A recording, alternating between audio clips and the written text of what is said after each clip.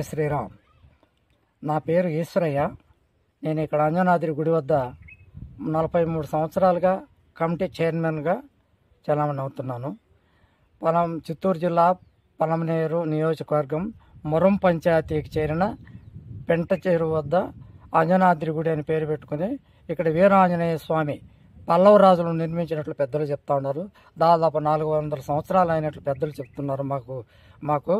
కాబట్టి ఇక్కడ కమిటీ వేసుకుని ఆ కమిటీకి నన్ను చైర్మన్గా ఎన్నుకొని ఇక్కడ కార్యక్రమాలు జరిపిస్తున్నాము.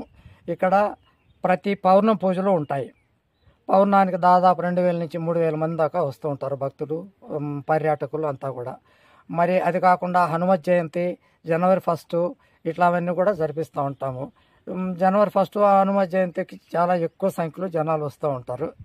మరి ఇక్కడ వీరాంజనేయ స్వామి దేవాలయము, మరి విఘ్నేశ్వరుని దేవాలయము, నవగ్రహాల దేవాలయము, పంచముఖి ఈశ్వరుని దేవాలయము, అక్క దేవతలు మరియు నాగదేవతలు ఇన్ని కూడా ప్రతిష్ఠ చేయడం జరిగింది.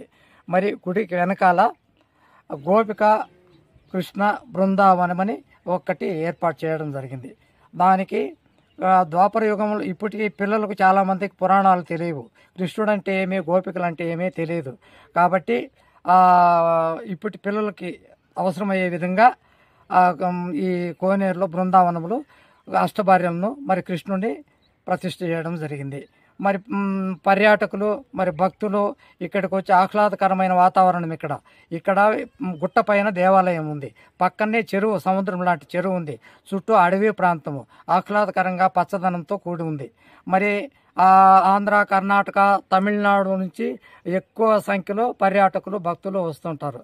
మరి ఇది చూసేదానికి ఆహ్లాదకరంగాను, మరి పురాణం ప్రకారంగా శ్రీకృష్ణుడు అంటే ఏమి, గోపికలు అంటే ఏమి ఈ కాలం పిల్లలకి తెలిసే ఉద్దేశంతో దీన్ని ఏర్పాటు చేయడం జరిగింది. మరి ఎక్కువ సంఖ్యలో టూరిస్ట్ ప్లేస్ లాగా ఇప్పుడు జనాలు వచ్చి వీటినంతా ఆస్వాదించి మరి ఫోటోలు తీసుకుని పోతూ ఉంటారు.